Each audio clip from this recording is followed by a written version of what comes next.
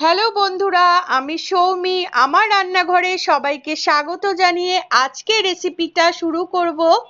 আপনি যদি আমার চ্যানেলে নতুন হয়ে থাকেন, অবশ্যই চ্যানেলটিকে সাবস্ক্রাইব করে পাশে থাকা বেল আইকনটি প্রেস করে রেখে দেবেন।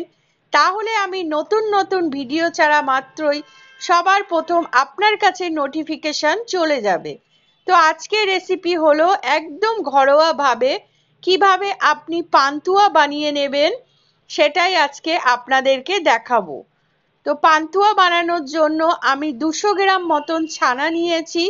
প্রথমে ছানাটাকে হাত দিয়ে একটু ভালো করে মেখে নিয়েছি।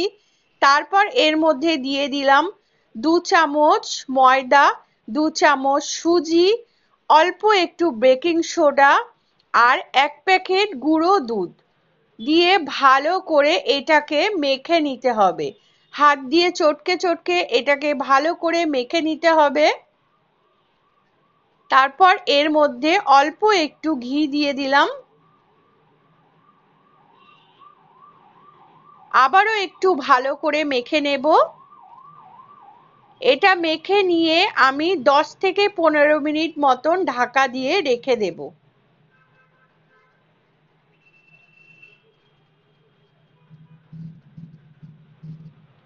তো এবার আমি মিষ্টিগুলো সব বানিয়ে নেব।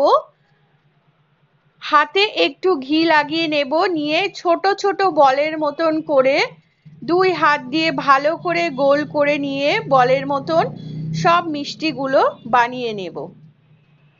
তো ঠিক এইভাবে সব মিষ্টিগুলোকে বানিয়ে নিলাম। এবার আমি একটা চিনির শিরা তৈরি করে নেব। তো একটা কড়াইয়ের মধ্যে 1.5 কাপ মতন চিনি নিয়েছি। পরিমাণ মতন জল দিয়ে দিলাম। এই চিনির শিরাটা একটু পাতলা থাকবে। 2-3টে এলাচ ফেলে দিলাম এর মধ্যে। যখন শিরার মধ্যে একটু চিটচিটে ভাব চলে আসবে, তখন গ্যাসটাকে বন্ধ করে দেব।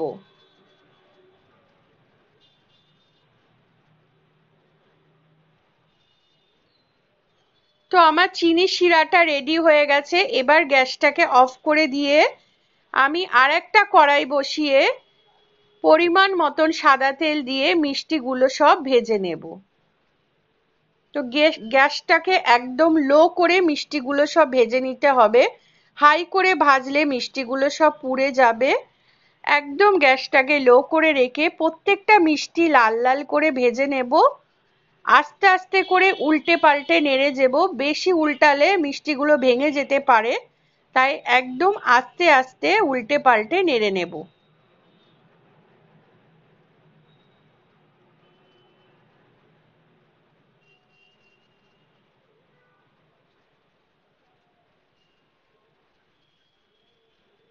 দেখতেই পাচ্ছেন কত সুন্দর একটা কালার চলে এসছে।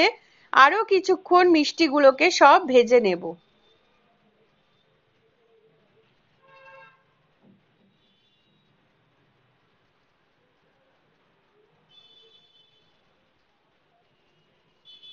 তো মিষ্টিগুলো আমার ভাজা হয়ে গেছে।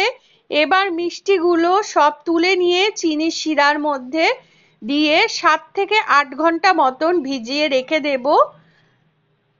তারপর এটাকে পরিবেশন করব। তো রেসিপিটা কেমন লাগলো অবশ্যই কমেন্ট বক্সে জানাবেন। রেসিপিটা ভালো লাগলে লাইক কমেন্ট শেয়ার করে পাশে থাকবেন। আবার নেক্সট কোনো রেসিপি নিয়ে হাজির হয়ে যাব।